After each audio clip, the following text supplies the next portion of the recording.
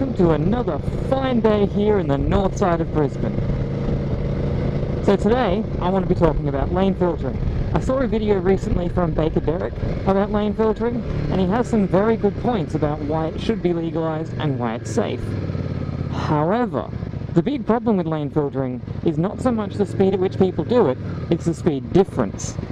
So you see here, I'm going 13 kilometers an hour, which is not very fast at all.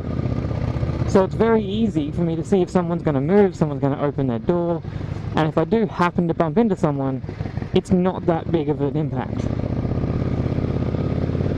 Lane filtering has been legalised here in Brisbane last year for the first time. Now the rules that they set is that you can't lane filter when traffic is going over 30 kilometers an hour, and while lane filtering, you cannot go over 30 kilometers an hour. So basically, as traffic comes to a standstill, you're allowed to go between the lanes as long as you stay under 30, which is pretty reasonable. But when some people do it, such as BakerXDerek on his video about lane filtering, at ridiculous speeds, almost doubling the highway speed limit, whilst people are going effectively the speed limit, that is not only dangerous, it is ludicrous. Like right now, traffic is stopping. I'm not already starting to move between everyone because the cars are still moving. People could be changing lanes at any time. You wait for them to come to an almost stop, and then you go through casually. Like this, traffic is slowed down, got one side stopped, one side going 20, and now we start to move through. Hey buddy. As traffic starts to move, instead of pushing through, kind of stay with it. There is no need to be aggressive with that. People will change lanes, people won't see you. That's just how it is. As you're lane filtering, you are in everyone's blind spot. It's just the nature of it. You can't assume that everyone in their car is going to look out for your safety. It's your job to look out for your safety. Which means when you are filtering, in order to, I don't know, cool your engine down, save your clutch hand, save a bit of time, whatever the reason, you got to do it safely.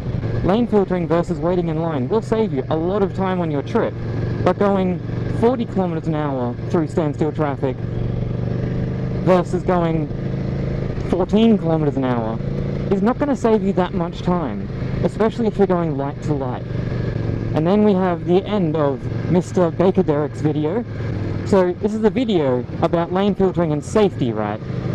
And he finishes this video by doing ridiculously fast wheelies off the exits of the motorway. I don't even know what to say about that, to be honest. Now, with regards to the new laws that came in here in Brisbane, I do think the speed limit of 30 should actually be raised to 40, simply because it is much easier to know what 40 feels like, because that's the school zone. It's a common speed limit, whereas 30 is unheard of. It's unfamiliar. People might accidentally go a little bit over and get a ticket, or they might be going under, and I suppose that doesn't really matter. But at the same time, as raising it to 40, they should put in a rule that says the speed differential between you and the cars around you should never exceed 20. And 20 is very generous. Another thing I'd like to point out is that you see in some videos people fold their mirrors up in order to fit between lanes. I'm not a fan of doing that. I would rather leave my mirrors exactly where they are and only take gaps that I know I can fit with my mirrors out.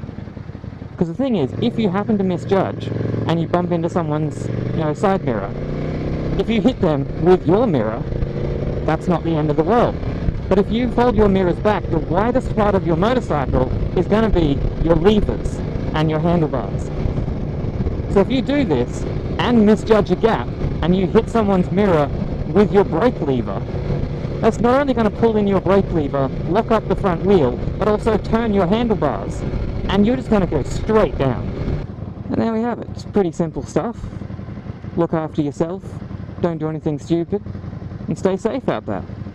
So that's it from me today, sitting behind this nice V8 Holden Maloo, which is very nice. Keep on trucking, keep filtering, but do it safely. And let me know how it is in your area. If it's legalized, if it's not, and if you have people frequently doing some strange things. So, later from me, and later from Tomo there. Alright, see you in the next one. Sounds good, Tomo. Sounds good.